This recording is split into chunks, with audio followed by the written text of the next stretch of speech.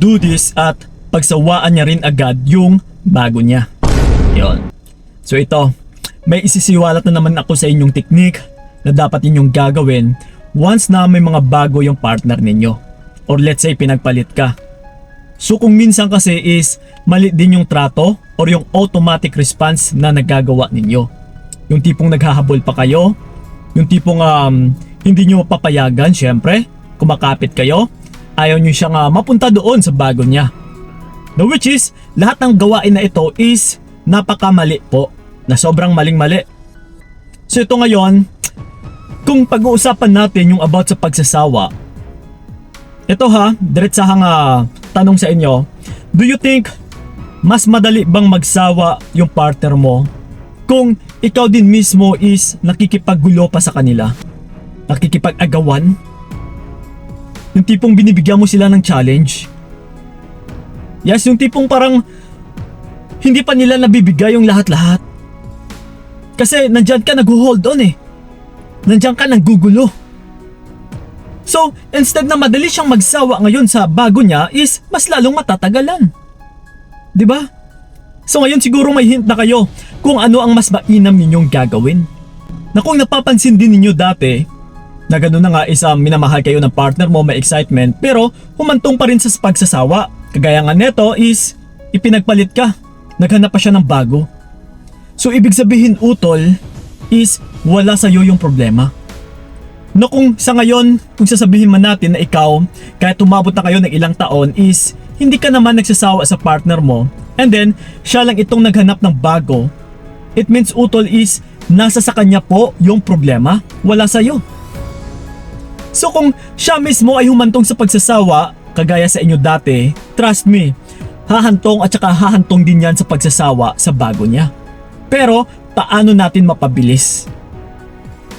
Na kung sa ngayon kasi, like I said din, na kung naghahabol ka, na kung nandyan ka, isang binabantayan mo sila, ginugulo mo sila, ay mas lalo pong tatagal yung proseso na magsasawa yung partner mo sa bago niya. Okay? So wala tayong ibang gagawin kundi yung magparaya. Okay? Ibigay yung gusto nila. Umatras ka utol. Kailangan mo silang bigyan ng panahon na magkakilala ng mas mabilis. Nang walang gumugulo. Kasi, like I said na rin dati, kapag minamahal ka talaga, ito fakto na kapag minamahal ka ng partner mo is, hindi mo na talaga kailangan niyang pilitin. Or kapag minamahal ka talaga ng tao is, no need mo na yung pilitin na bumalik sa'yo na mahalin ka. Kundi, kusa po yan na ipaparamdam niya sa'yo na minamahal ka niya. So sa actions kasi na ito na ipinagpalit ka sa bago, na sumama siya sa bago, na meron siyang bago, is nagpapahiwatig po ito na hindi ka minamahal ng tao, na hindi ikaw yung pinili niya, kundi naghanap pa siya ng iba eh. So ibig sabihin nagsawa rin siya sa'yo. So bakit mo papipilitin yung taong ito na bumalik sa'yo, na magstay sa'yo?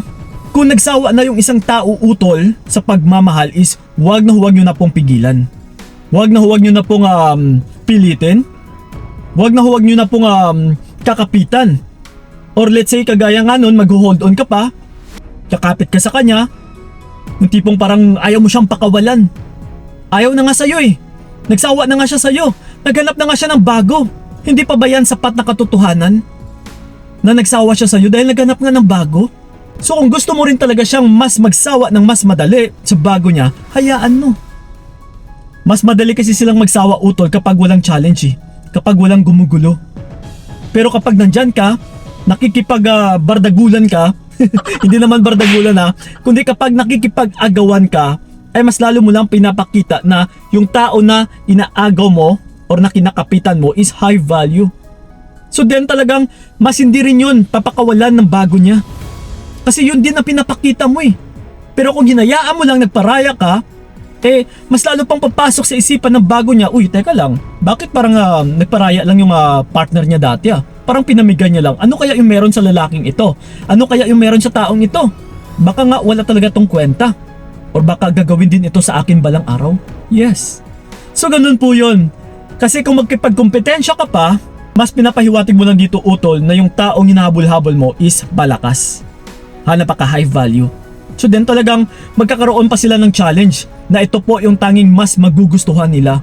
Pero kung walang challenge, wala silang papasikatan, walang umaagaw, ay mas madali po yung magsasawa. Napaka-boring eh. Yes. So ganun po yun. Ganun po yung tanging technique kung gusto nyo talaga magsawa yung mga partner ninyo sa bago nila. Hayaan mo, ipamigay mo muna siya.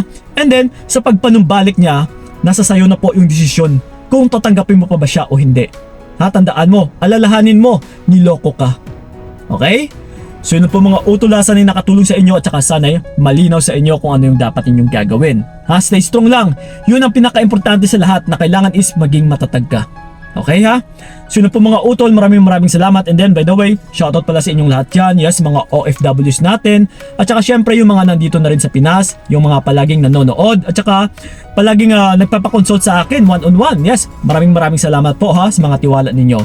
So yun po mga utol, and then sa mga gusto pa pala ako makausap one-on-one, puntahan nyo po yung aking FB page na Payong Kaibigan ni Kiko. Yes, i-PM nyo po ako doon and then sasagutin po natin yan. So, sa mga nangangailangan dyan huwag kayong mahiya. Nangangailangan ng advice or ng payo, hindi sa pera. So yun, sa mga nangangailangan ng advice, nandito po tayo. Yes, sasagutin or tutugunan po natin yung mga problema ninyo. PM is lang po. Okay?